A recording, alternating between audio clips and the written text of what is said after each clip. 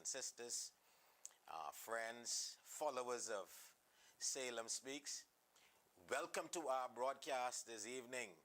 It is so good to have you join us once again. I have been hearing all of your comments from our past programs on inheritance, that you were enjoying them so much.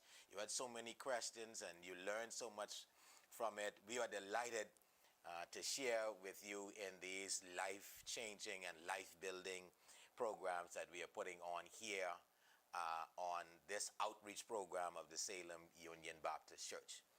Welcome, good evening to everyone. This evening, we are beginning a new two-part series, and we will be talking about personal, financial, and retirement planning. Yes, even to you younger ones, you need to begin to start to work towards your retirement now. We talked about it last week that God says that you are supposed to leave an inheritance for your children's children. And if you're going to do that, you can't start planning or planning for your retirement when you're 40. For most of you young people, you need to begin right now. And this evening, we have the right person for the right topic to deal with us this evening. This is Mr. Pastor Dino Cartwright. Welcome to Salem Speaks, Dino. Thank you so much. It is indeed an awesome opportunity to be here, and I am happy to see what Salem is doing. Yes. Being a union person from that time, it's good to see progression, it's good to see growth, and it's good to see us being practical. And so I thank you again for this opportunity. Thank you so very much, Dino. You have come from good stock. Yes, sir. And so I expect much out of you. When you hear me speak about that, ladies and gentlemen, brothers and sisters, Dino descends from Exuma, all the way from Farmers Hill.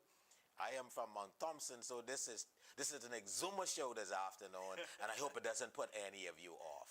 Okay, we have good information for you this afternoon. Dino, most people know you from you were coming up as a youth, that you always had a desire to be in ministry. You were preaching, Dino, it seems from I knew you.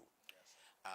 I want you to talk a little bit, Dino, about your life up to this point, and I have you here talking about personal, financial. Most people just think of Dino as a young preacher, a person who is out there preaching the gospel. Yes, Dino does that, but there is the other side to Dino. So tell us a little bit about that.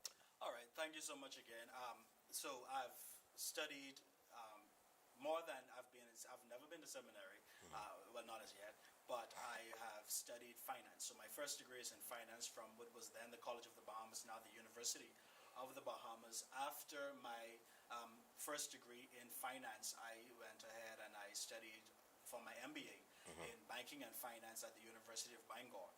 As a part of that, I've also worked on my Certified Financial Planner designation, so I have that as well. So along with my time in the banking sector, I have also worked as a Certified Financial Planner. During my time in banking, I've been over 15 years now. I've been in commercial banking and also with regulatory banking. So I've seen it from the back end all the way up to the top. And so I've seen the banking system, the financial system on every facet, and so that allowed me to get a comprehensive view of what finance is about, and coupling that with my knowledge of the word, I've been able to see how both systems can work together to cause us to actually accomplish what God has called us to accomplish in the earth. I've been preaching, as you said, since 17 with New Bethany Baptist Church, my pastor, Bishop Victor Cooper. And so I've been an associate minister since 17, became an ordained minister in 2011, and still preaching now. Now I'm pastoring Bethel Church. And so that's pretty much in a nutshell where I am. Okay, so what are you doing right now? I know you're pastoring, but what are you doing out there? And tell us what you're doing in the finance world. And well, I've since last year, I've kind of stepped out of finance for a bit. I'm now in technology. Okay. With Cloud Carib, which is a data management services operation that's functioning out of Sandy Port, and I provide compliance help for them. So same understanding of what compliance does for the banking sector, I brought that over, the same skill set for that and helping with technology. Okay, wonderful, wonderful. Now you have a little bit of understanding of who we are speaking with this evening. Now, Dina, what I've found out over the years is that people seem to get into trouble very early in their lives, finances wise. And I trust that we'll be able to speak a little more, particularly to our younger generation. Because just as I said at the outset, it seems that people like the light comes on when they're 40 and they're almost ready. They've got just 20 years to go. And in order for them to actually be able to save enough to be able to say they're going to retire, that time has been compressed significantly. So I want you to, let's begin this evening by talking about financial literacy. Tell us what financial literacy is and why we ought to be literate in that area. I'm gonna kind of break it down a bit, because financial literacy is not just knowing financial terms. It's not just knowing assets, the definition of assets, liabilities. It's about learning how they function, learning how they work together, learning how the system works and how to make money work for you. Because we must understand that money is a tool, and how you use money as a tool determines how well you do in your life. And financial literacy then is essentially the understanding of what money does, and not only the understanding of it, but putting it into practical use to be able to let it work for you. What I've found during my time is that you would find persons who have multiple degrees, but they are still in trouble financially, because even though you have the smarts for it, if you don't apply it properly and apply it at the right time, it'll still work against you. And so you would often find that financial literacy really means a person who understands, a person who not only knows what the definition is, but applies wisdom in knowing how to make this work for them. And we've found, as you have said in your statement, that persons don't apply this until they're 40, because they're not taught this. We're not taught this traditionally from our dinner table. Right. When you see persons who have generational wealth, they teach this at their dinner table. They don't rely on the educational system. And that's another issue, because our educational system is teaching us how not to produce wealth, but how to work for other persons. And so without this understanding, we will continue to repeat the cycle, and persons will continually wait until they're 40 to try to now rush to prepare for retirement, when really this ought to start from when you started working. Right. Retirement really starts from your first paycheck, setting aside those funds Right. at that right time, so that time works for you.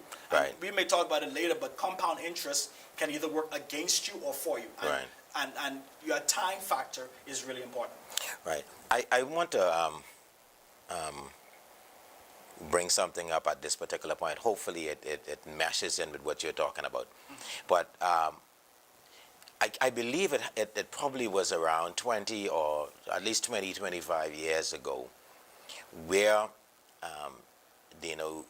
before the bank would give you something, you would have had to have X dollars to put towards it. I'm not talking about a car now. I'm just talking about regular stuff like furnitures and all these things, right? But there came up this scheme, or a scheme in the banks, where they started this thing with they would lend you money for salary deduction, so that you didn't need now to actually qualify in any great way to have some savings to put towards what you want. You could just go, if you see something that you liked, that you don't necessarily need, you could go to the bank and say, okay, I can get a loan based on salary deduction. And it seemed that got into the psyche of the Bahamian people, that we don't need to save anymore. They go into this with a mentality that I could get this. It's like what I call quick satisfaction. I can get what I want for now, and I'll pay the rest of my life with it. When you look at it, what do you see that has done to the psyche of the Bahamian, particularly the young people of today? As time has progressed, we would have understood the same thing happens in ministry, happens in finances. This whole instant gratification and this not learning the principle behind saving portions or saving to a certain degree has really set persons back. And I've worked in the system, and I'm hoping I'm going to say some things during this program that's not going to too much expose persons. But I've worked in systems where I've found that the second that a graduate comes out of a certain law enforcement college, they get that loan first to get their car. Because it's easy, just get that stamped and go ahead. Right. But we have found that that kind of mentality stops us from thinking wealth. Wealth is a long-term process. Right. And we've learned that even the Bible tells us that as long as the earth remains, there'll be seed time and harvest, which means that there'll be a time of planting, there'll be a time of weeding, and then there'll be a time of reaping.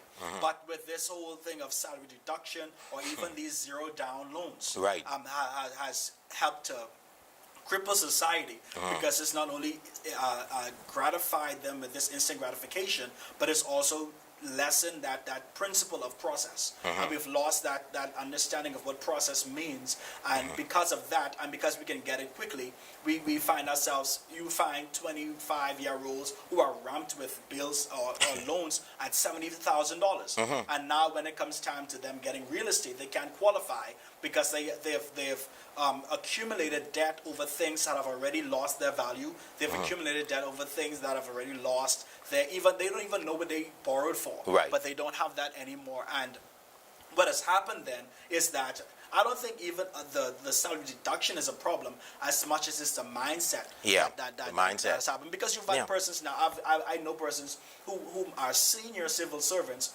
who are making a fraction of what our current professionals are making now, but they have their house paid for, they have their car paid for. So it's the mentality going with it. The salary deduction is a tool, but it's the mentality of persons going into it. Yes, I hope you might not have missed that, but I think that was I was speaking to the mentality of self-gratification. Yes. And by the way, let me put this in right now that this is an interactive program. If you do have questions, we ask you to kindly text them or send a message on Facebook. Whatever questions you have, we'll do our best as we go on to answer those questions for you in this forum. We try to do it in this forum. Pastor Dino, both you and I are now pastors, and we are feeling the effects of this in the church. Here it is. So we have, if persons now are not disciplined, if they are illiterate, which we'll get into a little more, of financial principles, then they are going to put themselves into debt. Now, I notice this is not a sexy topic for you all this evening because we really talking stuff that most of us are not doing. My last understanding of what Bahamians, the majority of Bahamians do not have $500, and I'm going to go high, $500 in savings. $500 in savings. The majority of Bahamians, if they ever got into the slightest problem, they cannot go to the bank and take care of that. Now, if that is the case, then their mindset is not going to be, Pastor, on paying their tithes because they have so many bills. And then this is where the illiteracy is going to come in, because what you're doing when you're not able or when you don't pay your tithes, then you invite a curse into your life that causes you not to be able to do or to take care of those same bills that you are taking the money for to pay off and to what we call rob God of.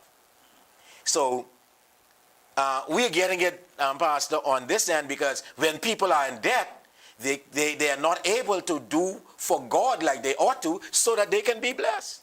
And that is true because when persons are in debt, their brain automatically shuts off. The majority of persons, their brain shuts off. And so what happens is they go into survival mode. Right. Survival mode then turns into the Maslow's hierarchy of needs, where the first thing we go ahead, we make sure we get shelter, food, clothing, and that's the bare minimum that we now take. So tithing is way down the line. Right. Because we don't see any instant Yes. help from the tithe. Right. And so what happens is we throw that principle on the side for what's in the now. Right. And what we often find, and I tell persons also, is that even in addition to the tithe, what's going to cost to be blessed is also our ability to be generous. Right. And when we are shrouded in debt, we can't pay the tithe, and we definitely can't give to somebody else. Yeah. And with God, the tithing is only the first level. The second level, or the next thing that we have to understand, is that there's a function for seed. There's also a function for giving alms to the poor. All of this opens up the doorway for you to be blessed and for you to have an abundance in life. But if you are only giving to meet your own personal needs as a result of being in debt and not being able to pay these other persons, then we would always be repeating this cycle, and we never get out of that. Yes. That's what we want you to understand. That's why we are here to try to assist you, my brothers and sisters, in getting out of your financial problems so that you can save for your later life. Yes. All right, so tell us, Pastor, how does financial literacy help or hinder you in reaching financial freedom? What you don't know actually hurts you, and just as it is in the court of law, you can't plead ignorance. Oftentimes we are where we are, and we repeat the same cycles in finances because we don't know, and it's our lack of knowledge in this, or our lack of seeking knowledge in this, that causes us to repeat the same cycle every month. And so what happens now is that if we don't ever reach out or have forums like this, whereas we can get this information, until that light clicks off, it's our ignorance that keeps us bound. Right. And the Bible tells us about the Word of God and about relationship with Christ. When you know the truth will set you free. Right. The same thing happens with financial literacy. The second you know how to get out of debt and how not to get into it in the first place, then you will realize that this will help you to get out. Because when you read and study the Bible, which has basic principles related to finance, you would understand that the debtor is always a slave. The borrower is always slave to the lender.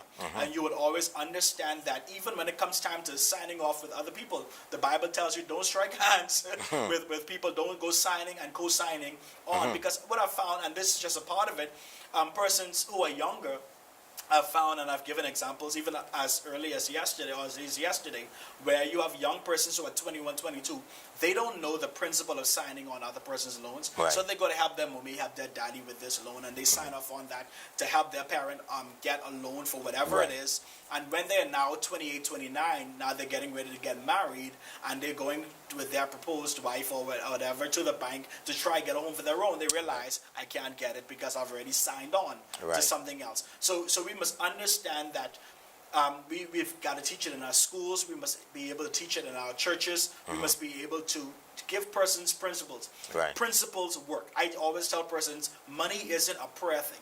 Money is a principle thing.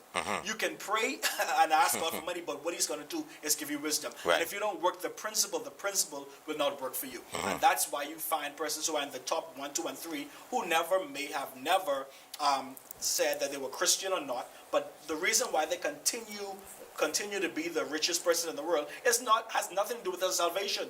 It has to, they've learned the principle and they've worked the principle.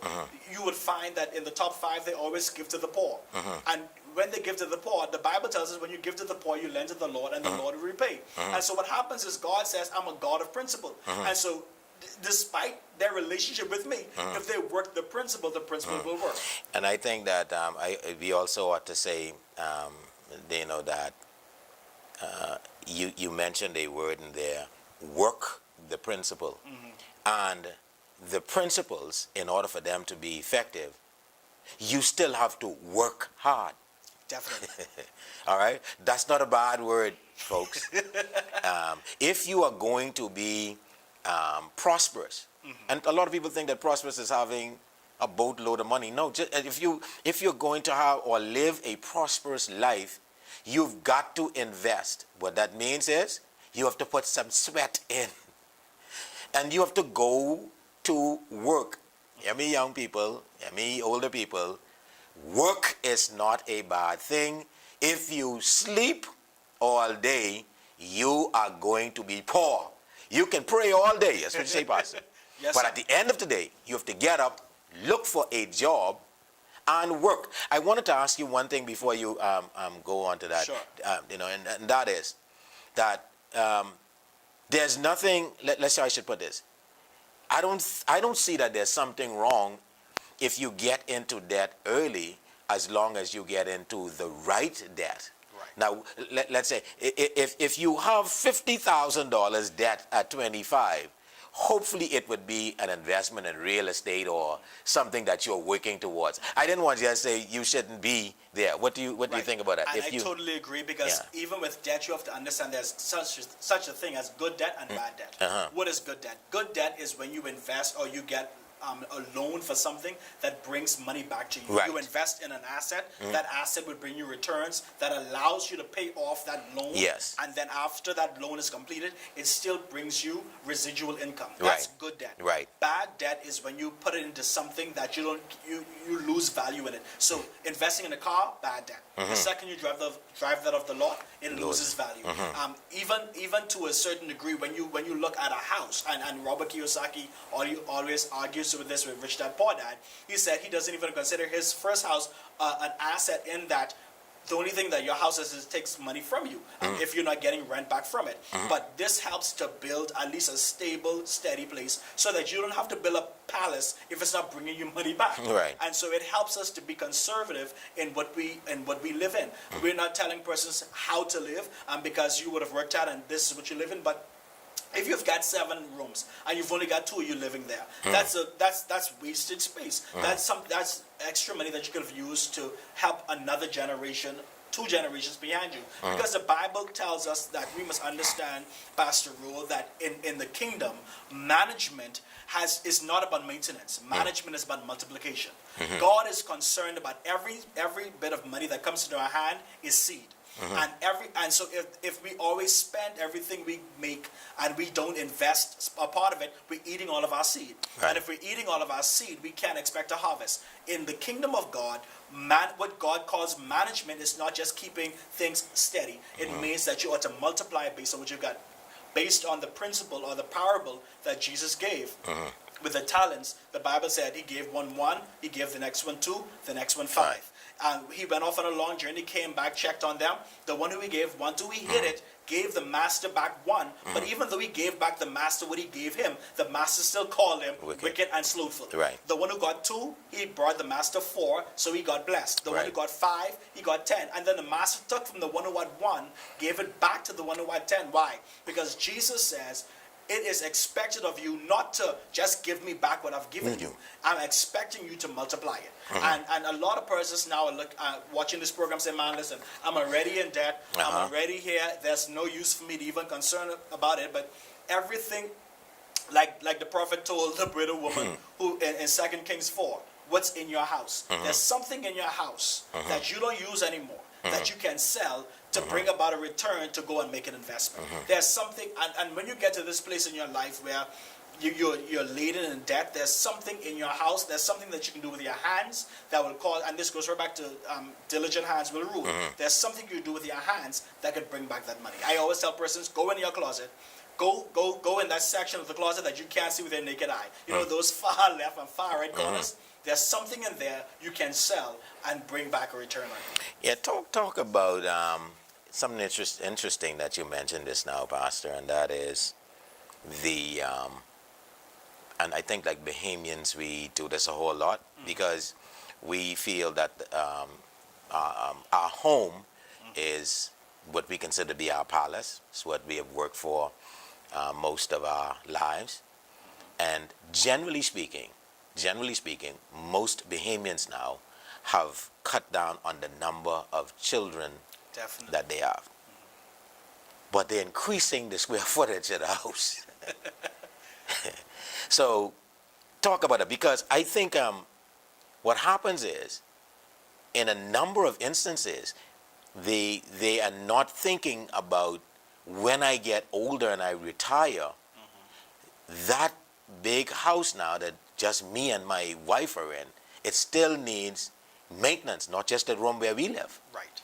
So how do you advise during that with respect to, okay, I am building a home, and how should you look at it for the children that I have now? I mean, let's say if you build it for the children that you have now, what happens later when this house is going to cost you a whole lot of money to maintain, when you are not what you call making that income that you did while you were working? And we'll touch that when we talk about retirement as well, because you have to consider also when you retire, not only what your daily needs are, but the cost of maintenance of these houses that you would have gotten. You would find also, Pastor Roll, that the trend is now a number of young adults aren't even concerned about getting a home anymore like they used to. They would rather go into a townhouse, or they would go into a condo, and they would buy that, because persons are finding out that the cost of maintenance now are now as skyrocketed, so they aren't able to do it. When you drive through communities today that were once the creme de la creme back in the day, you would find that these big houses now are now either abandoned, or they are actually in disrepair, because the cost of living and the cost of maintenance has skyrocketed and so they're not able to keep up. And so what I advise persons when they are building out is always start with the end in mind. Figure out, okay, you know that you're having X amount of children. We have the discussion when you first get married or whatever, like we're going 2 or 3 children. Right. And so what happens now is that you understand that your children now go up to age 18, and half of the children now who go off to school aren't coming back. Right. And so now you have parents who have big houses who don't have this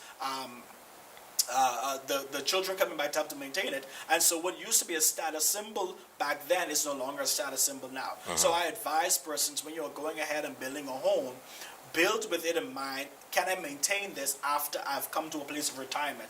Is this something that is able to be sustained? Am I able to have other assets? Am I able to have other businesses that can help to pay for this house? Right. The key is, when you buy an asset like that, you must always count the cost in, not only what it's going to cost you now, but what it's going to cost you for the life of that thing. Right. Yeah, that's what I was really trying to get at, that while we are planning, we also have to plan for the end in mind. Yes. Let's talk about, the basic principles of financial planning. Talk about the basic principle of financial planning. Okay. The basic principles for financial planning is one, knowledge. You have to know exactly what it is that you have in your house. The Bible tells us that when a man is about to go and build a tower, he starts by counting the cost. A lot of us are blind concerning our financial planning because we don't ever want to face the truth. This is an uncomfortable topic. People often turn the TV when it comes to debt. When they get their bills from the post office, they normally just stack them on the side. They don't open them up. And so the first key to financial planning is knowledge. You have to know where you stand. You have to know what your position is. The second thing is you have to have self-discipline.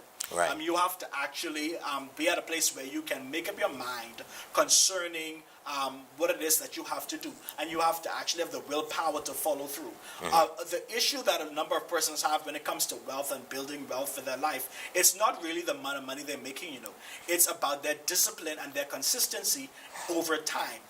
Wealth is built, like the Bible says, bit by bit over time. And what happens is, when you find yourself in tight times like the pandemic, you would find that desperate times cause people to make some silly decisions. And we must understand that even now, as it is with this pandemic, these things go in cycles. And we would understand that even investors understand that these are like 7-year cycles, and it goes right back to Bible. If we read our Bible, Pastor Rule, we would understand how to deal with our finances. When it came time to Joseph, the Bible says that when Joseph had a dream, he told Pharaoh, I see the fat cows and the slim cows. He said there'll be 7 years of plenty, 7 years of famine. And as that was instituted then, it is still the same now. In your times of plenty, you spend, but you store up. You store up for times of less. All right. And so when persons understand that when times of plenty come, that's not the time to splurge. That's actually time to store. Because in times like these, when there's famine, you can get two, you can get two houses for the price of one in Right. times like this. Okay, and this is how wealth is built. Right. Because those who would have stored in plenty, in times of plenty, are buying up a bunch of stuff because the economy will swing again. And when the economy swings again, they can sell for a profit. And so when you talk about financial planning, you have to have knowledge, you have to have consistency, you have to have This self-discipline, discipline, yeah. you have to have actually the ability to learn to say no, to learn to put something off for later than you don't have to spend it now. If you're going to be financially literate, you also have to submit yourself to mentorship. That's what a lot of persons aren't going to. Find a financial planner who can actually walk you through this process. A number of banks have financial planners, a number of insurance agencies have financial planners. And I know you had a guest last week who would have proposed that. But what I Yes. tell and I hope I hope I don't get myself in trouble. But I often tell persons, while it's good to seek them, make sure you find a financial planner that doesn't have a quota attached to what they're doing. Because sometimes they advise based on what their quota is gonna I got provide you. for them at the end of the month. Well, I trust that person wasn't doing so No, I'm to sure get their quota. I'm sure he wasn't. I believe you know what I'm talking about. So he was doing to be scriptural. Of course, Yes. of course. All right, yes. But when you're getting financial planning, make sure that you get advice from persons who actually are working the system for themselves. Right. I would, and when we go back to what financial intelligence is, I would say the difference with just knowing what to do and actually doing it is key, because I've been at that place. I studied finance. I studied banking. I know the whole system. And just because I knew what to do didn't mean that I did it. And so what we have to do now is find persons who are actually working the system and Right. seeing how the system works. Otherwise, we'll always be caught up in debt and repeating the cycle.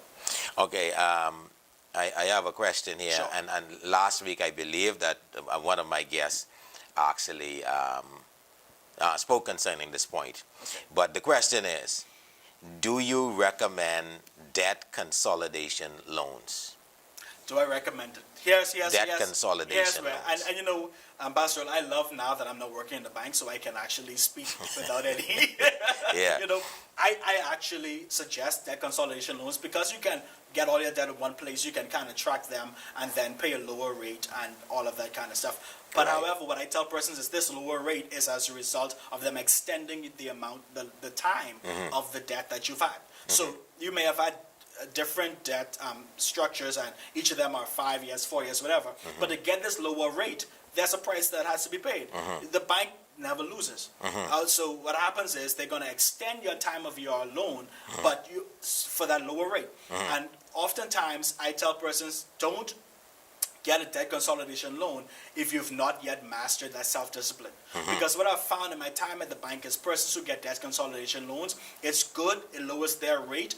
That extra money that they're saving every month, if they're not putting it into another savings account, what they're actually going to do is now spend this extra money that they have. Yeah. Because the key is, and then in 3 years, they're going to run up debt again, because debt consolidation without that discipline is only going to repeat the cycle.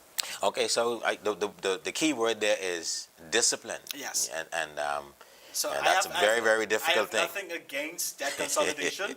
It's Okay. just that I've found that a number of persons who run to get it have not yet mastered that discipline, not to get back in that state again. And so Yeah. that's why these debt consolidation loans run so long with various banks, because after I've done it here, then I go to another bank, get another debt consolidation, another bank, because I've not yet learned the lesson. And so I repeat the cycle. Repeat the cycle. Okay, and the next question is, what are the pros and cons personal consumer loans with the credit bureau on the way? I know we're going to get into that, but that's the question that is asked now. What are the pros and cons of personal consumer loans with the credit bureau on the way? All right, the credit bureau is only a report card of how we repay our loans. So the credit bureau itself is a neutral agency that only reports what's actually happening. It's not an enemy. It's only reporting on what our daily decisions are concerning debt. With your personal loans, and we're going to push it again, that if you're going to get a personal loan, don't get it for something like vacation and back to school, and those kind of summer loans Yeah. and all that we normally get it for. One of the key things with the credit bureau coming on the way, one of the key pieces of advice is stop whatever borrowing you would have planned to get. Stop it. Make sure that the borrowing that you have now is in good standing, and then if you really need a loan, then you go ahead and get that loan. I have nothing wrong. I have nothing against personal loans. However, I tell persons, make sure that whatever the personal loan is for, you can see the benefit from that. Yep. At the end of the day, we are talking about saving money, planning, to indeed have a nest egg Definitely. at the end of the day. I want to throw this one at you, Pastor, because the younger people are a little different than we are. And it's amazing that, I'm talking about the younger people right now, because it was just a few years ago that I was there. But time goes by very quickly. What I see that, particularly in terms of being disciplined, one of these, the principles of financial planning, is that, and I noticed this, when my wife can go to the food store, spend about $20 on something, and she can invite the kids and everybody to come and have a meal, right? When we go out as a family, 2, 4, 6, 7 of us, when we go out as a family, when we pay that bill, that's over $200. Oh, definitely. Now, so let's talk about, because when the younger generation today, they are not preparing meals.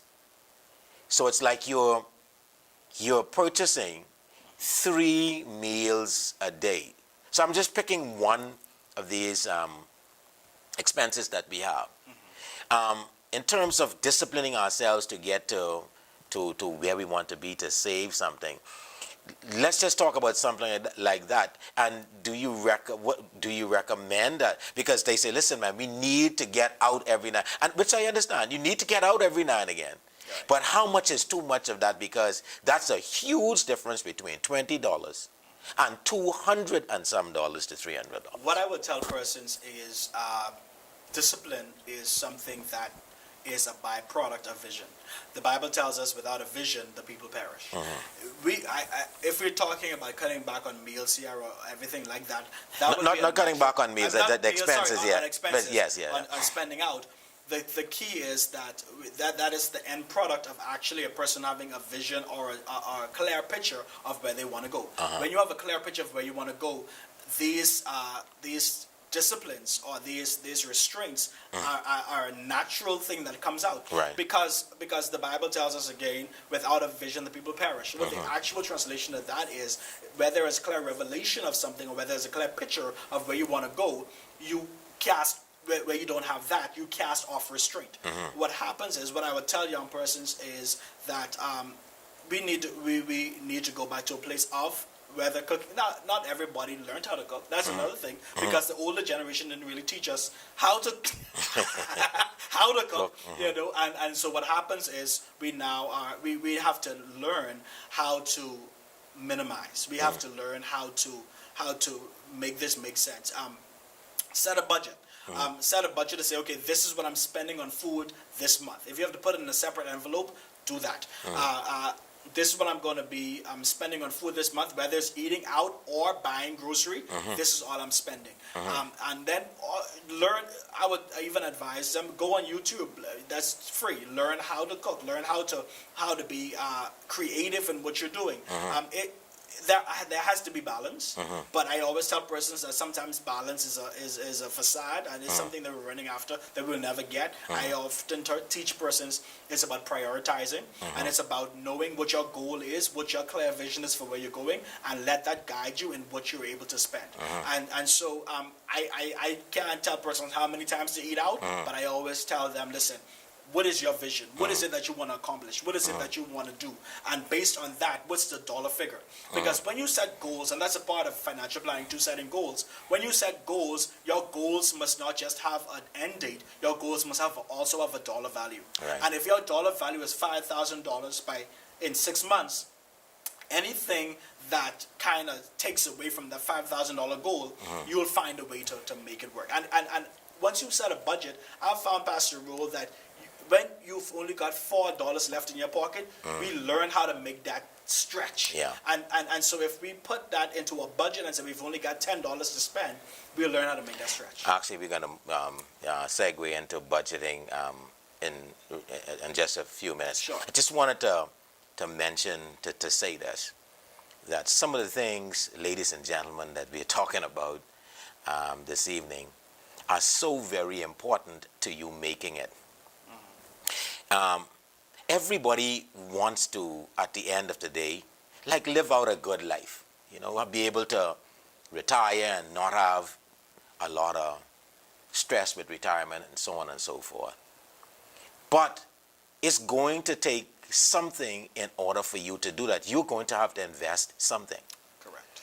Now, love ain't all that can get you there. So what I'm saying is, number one, I heard you saying this, so I'm putting like the biblical or theological spin on this. So the first thing, ladies, that you need to do if you want to be able to live a successful financial life is that you need to be involved with the right person, the right man. A whole lot of time, Pastor Dino been talking about vision. You should not get married or get involved with any man who does not have a vision, because if he does not have a vision, he does not know where he wants to go, and then you cannot plan how you are going to get there. Without the vision, there is no discipline, because there is no goal to go after. And this is how we are wasting our lives away, spending money, going out and just partying and doing, because there is not that set goal in front of us. If we are going to build a house in 15 years, then that's a goal for us to go towards, and so on and so forth. So I just want to say that these things begin at the foundation. They begin with who we become involved with. Be very, very careful who you connect with in your life, because if they do not have a vision, then you are going to go right along with them nowhere.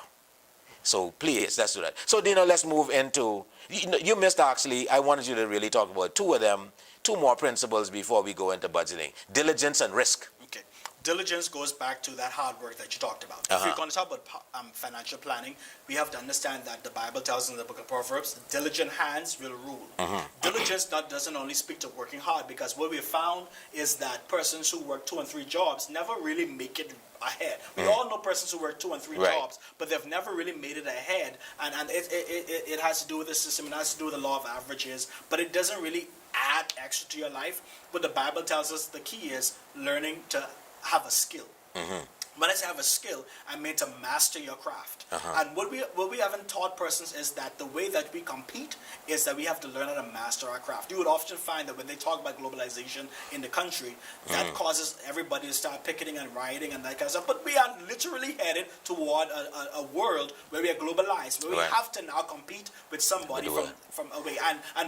Prior to this, what we used to do, we used to tell companies, you know what, if you're going to bring somebody in, you've got to pay for their permit, you've got to pay for them, and then you've got to let them train, and then we've got to pay them these exorbitant salaries and everything like that. And so that was it kind of kept us at a certain bar concerning persons who go away. But we are now living in a technological age, whereas I can hire somebody from across the world, never have to bring them in. I don't have to put their children in private school. I don't have to give them a place to stay. I can give them a fraction of what they are earning, of what a Bahamian would demand that they have to be paid, and still get the job done. Right.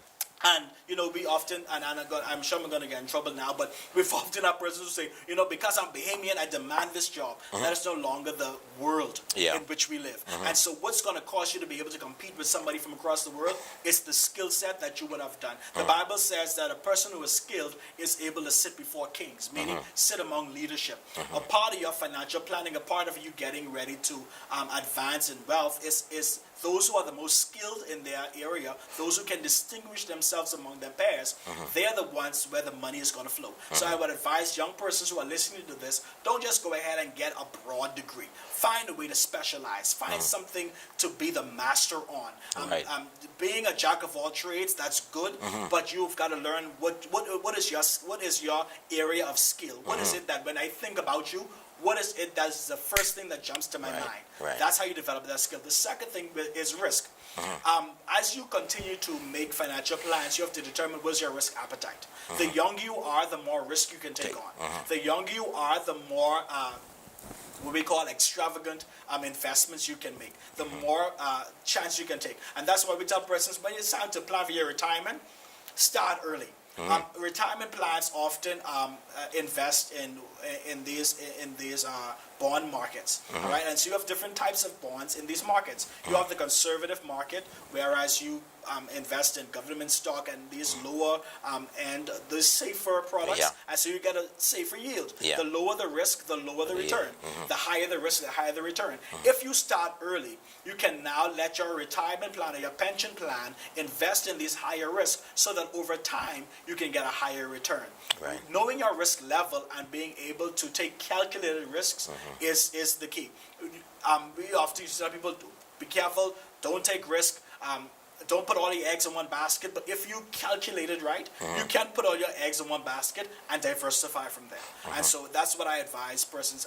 Conventionally, financial planners tell you, diversify your risk, spread it out, which is good advice, but that's still not going to give you the yield that you're going to be looking for. And that's why you don't start planning too late. Right. You start planning early, where you can take that gamble on these risks. Right. I want to just hit more home on the diligence factor. This is what I consider to be, Pastor, very troubling to me in our country today, is that people really don't take pride in what they do anymore. If I got a job to clean up something, to clean up an area, to give that place the best cleaning job it ever had, so that when someone looks at it, they say, wow, who cleaned this? Who did this? Who did that? But it seems as if Bahamians are not fighting for excellence. And what's your experience out there with them? My experience out there is that there are several things. One, we would have, and this is only based on what I've seen, we would have gotten into an entitlement kind of understanding.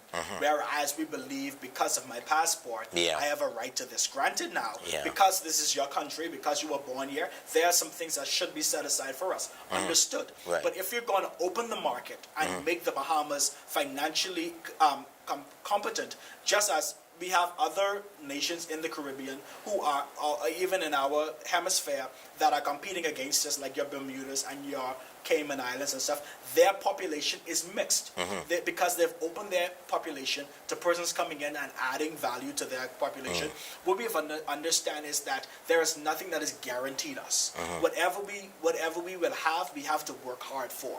Now, of course, there are some things in our system that has to change, that has to open up for us to be able to make money. Some laws that have to change so that we can actually be able to profit as a nation. But outside of that, your work ethic is going to speak for you. Your work ethic is going to make you be able to compete globally. You know what I'd say? And I think that the major problem that I have, Pastor, is that I do believe that Bahamians can do these things. Definitely. You know what makes me know that? What makes me know the gifts and talents, the beauty and the perfection that Bahamians, the eye for really seeing detail that you really, someone else on the outside wouldn't see? Just go to a Jonkanu shack. Definitely.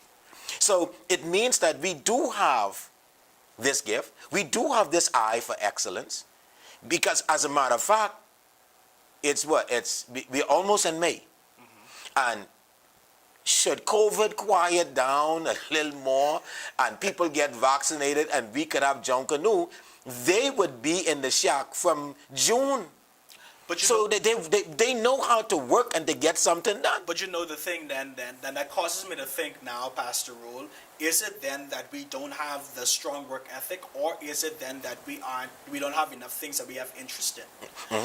Perchance, if we find a way to open the economy, to focus on things outside of just one sector, and open the economy and allow the creativity of the people get into things that they are actually interested in, then the sky is the limit. And that is what we can get our leaders in every sector of society today to find out what can we do in our country to open up opportunities and give access to our young people to find things that they are interested in.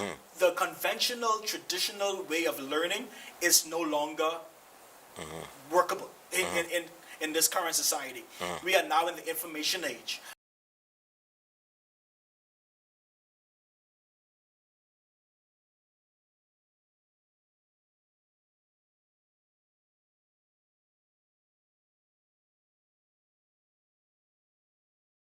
Information and who can produce it the fastest that makes the money. If we now cause our young people to, or give them opportunities to start developing technology and to start developing things.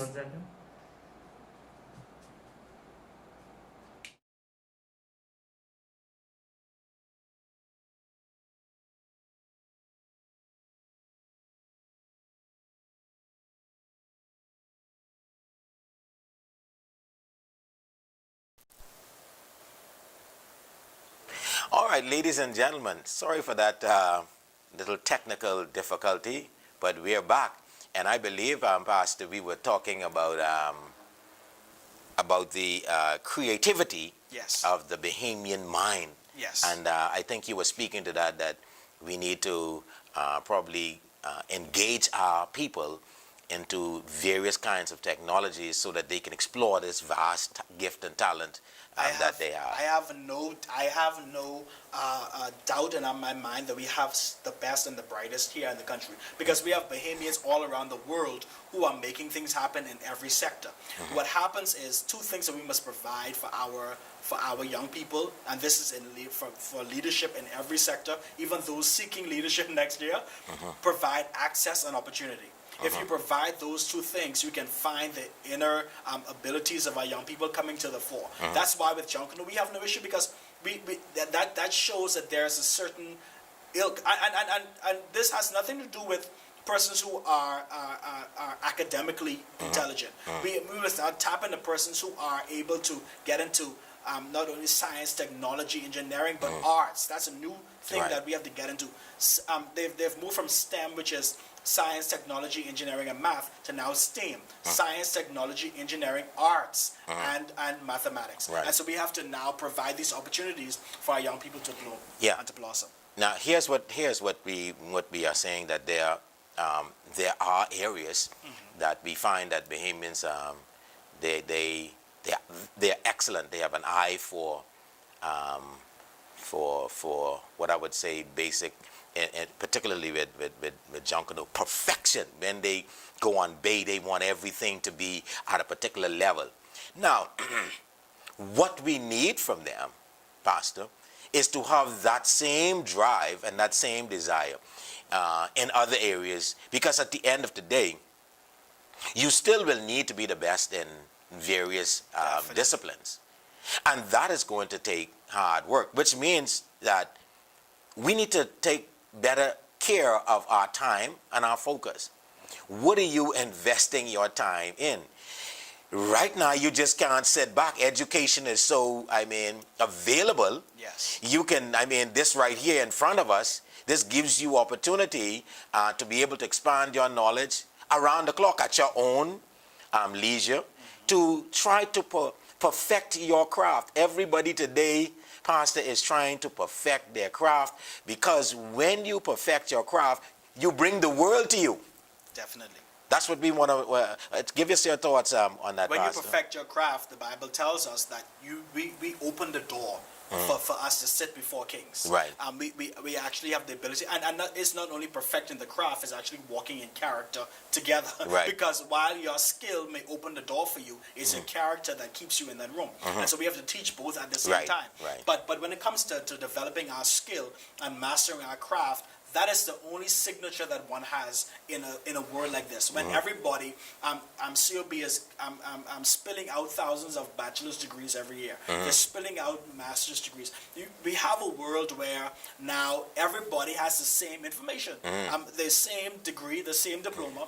What's gonna cause you to be different is we have to teach our people, Pastor Rule, how to think. And what our education system has to now be changed to do is not just give people information to regurgitate at the end of the year. It has to teach people how to think. Education, the word education comes from the Latin word which means to draw out. So what education ought to do is actually create a system or create an environment or create a curriculum that actually draws out of people what's already inside of them. They've found that persons who graduated from Ivy League schools, when they graduated in May, they took a class and they gave them the same final exams in September of that same year, and everybody in the class failed. Why? Because they studied only to pass that exam. Right. And so that's why, if we're going to get creativity in this era, we have to actually now create a system or create a curriculum that's going to draw out of people their natural gifting and their natural talent. Ladies and gentlemen, brothers and sisters, believe it or not, our time is gone. Just like that, our time is gone, has gotten away from us. We didn't get into budgeting, but thank God we have another week to go through budgeting and talking more about retirement. We'll get into more of that next year, but you can't retire unless you build good habits now. That's the whole idea that we're trying to get across to you, that you need to commit yourself, you need to be disciplined, you need to be diligent, you need to know how to take risks. You need, ladies and gentlemen, to begin to plan for your future so that you can have something to leave for your children's children. Well, that's it for this week. Pastor Dano, just give us a closing word for now, and then we'll move on. Sure. The closing thing is wealth. The Bible tells us He's given us the power to create wealth. And this will come not only through just waiting and praying about it. Your diligence and your discipline will open the door for your finances. It will not only bring finances to you, but it will allow you to keep it for generations. So diligence and discipline are our key takeaways for today. Thank you very much, Pastor Dino Cartwright. Thank you so very much for joining us once again on Salem Speaks. We'll see you again next week, Lord willing, right back here on Salem Speaks. I'll have Pastor Dino Cartwright back with us to complete our session. God bless you and have a good evening.